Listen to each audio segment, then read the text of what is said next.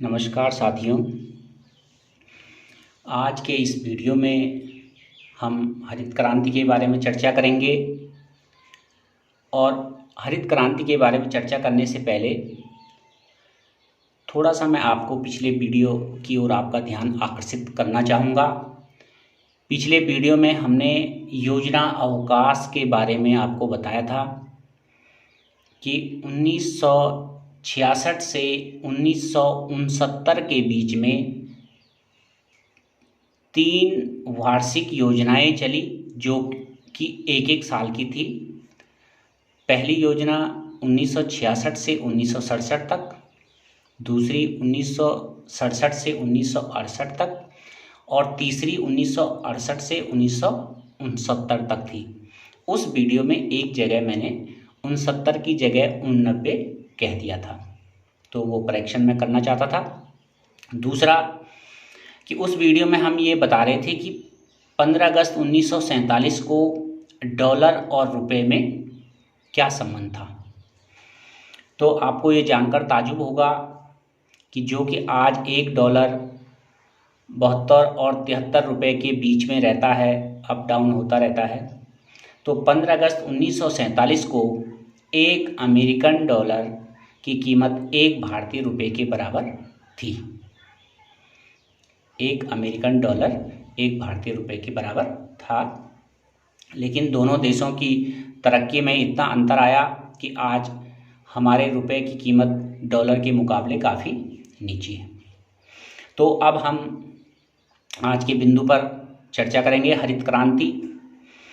तो दुनिया में जो हरित क्रांति का श्रेय है यह एक अमेरिका के कृषि वैज्ञानिक को जाता है जिनका नाम नॉर्मन बोरलॉग है।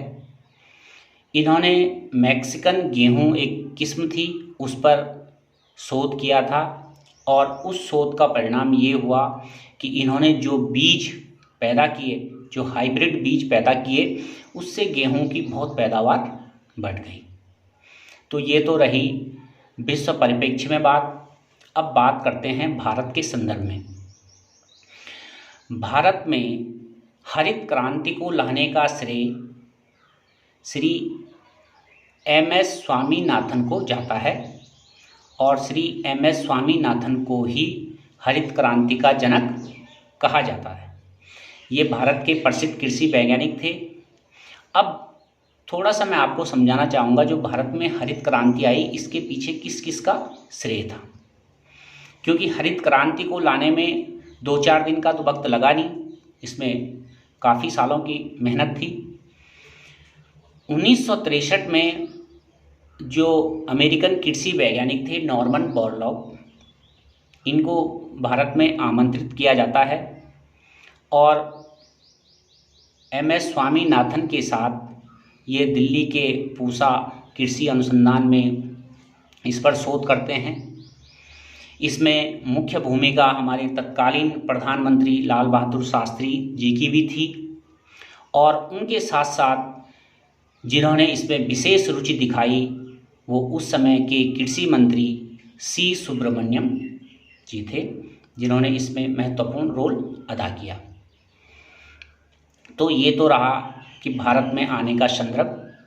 अब जो भारत में हरित क्रांति हुई उसमें क्या हुआ कि हमने उन किसानों का चयन किया जिनके पास कुछ संसाधन पहले से मौजूद थे, जिनकी कुछ आर्थिक स्थिति अच्छी थी और जिनके पास ज़मीन ज़्यादा मात्रा में थी। तो उनको सरकार ने कुछ मदद की। मदद इस किस्म से कि उनको बिजली उपलब्ध कराई गई, सिंचाई के साधन उपलब्ध कराए गए, उन्नत किस्म के बीज आयात कराए गए और उनको यह भरोसा दिलाया गया कि आपकी जो पैदावार होगी उसको हम सरकार उसका खरीदारी करेगी और आपको किसी प्रकार का नुकसान नहीं होगा। तो इस तरह से जो भारत में हरित क्रांति है यह मुख्यतः गेहूं की खेती पर की गई थी। तो अब इसमें आपके पास प्रश्न आता है कि हरित क्रांति के क्या सकारात्मक प्रभाव हुए।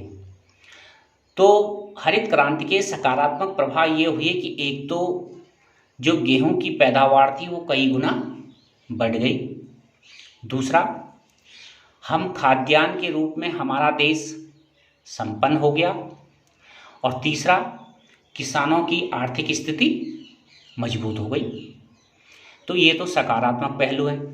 कभी कभी आपके पास प्रश्न आता है कि हरित क्रांति के 2 या 3 नकारात्मक पहलू लिखिए। तो जिस प्रकार हर सिक्के के 2 पहलू होते हैं, उसी तरह से हरित क्रांति के जो नकारात्मक पहलू हम जिसको मान सकते हैं उसमें यह है कि यह भारत के कुछ क्षेत्रों तक ही सीमित रहा, जैसे उत्तर प्रदेश, हरियाणा, पंजाब, कुछ क्षेत्रों तक ही सीमित रहा। पूरे भारत में इसे लागू नहीं किया गया था। दूसरा, इसमें केवल गेहूं की पैदावार बढ़ी और अन्य फसलों पर इसको प्रयोग नहीं किया गया था।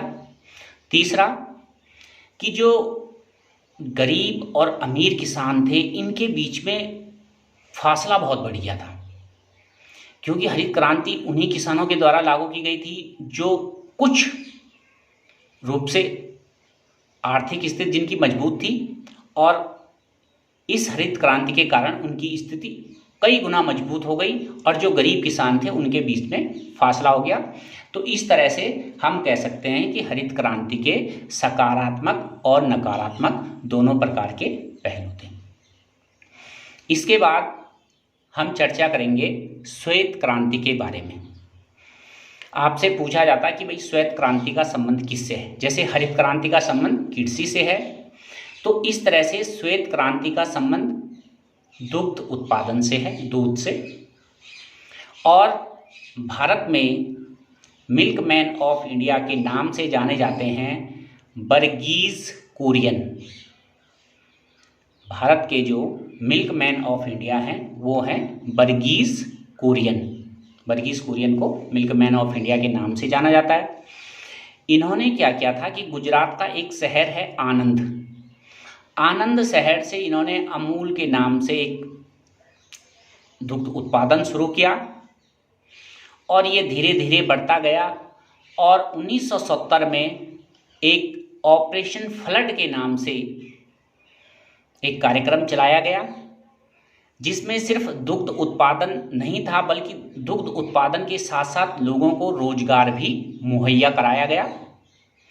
तो इसको ऑपरेशन फ्लड के नाम से जानते हैं। तो यदि आपसे पूछा जाए कि ऑपरेशन फ्लड क्या है या ऑपरेशन फ्लड का संबंध किससे है, तो ऑपरेशन फ्लड का संबंध भी दुग्ध उत्पादन से ही है। तो इस तरह से यहाँ पर हमारा जो नियोजित विकास की राजनीति थी वो चैप्टर कंप्लीट होता है। आपसे अनुरोध है कि जितने भी नोट्स मैंने आपको पीडीएफ भी इसकी दी थी, तो पीडीएफ से आप नोट बना लें। और अब तक हमने इस पुस्तक में, जो कि स्वतंत्र भारत में राजनीति के नाम से जो पुस्तक है आपके पास, इसके हमने 3 चैप्टर कर लिए हैं। अब हम अगले वीडियो में दूसरी बुक को स्टार्ट करेंगे, जो कि समसामयिक विश्व राजनीति, समसामयिक विश्व राजनीति के बारे में चर्चा होगी। उसके चैप्टर अब शुरू किए जाएंगे। तो फिलहाल आपके ये जो 3 चैप्टर इस स्वतंत्र भारत में राजनीति नामक पुस्तक से हो गए हैं। आपने इनके प्रॉपर नोट्स बनाने हैं और इनको याद भी करना है। धन्यवाद। आपका दिन शुभ हो।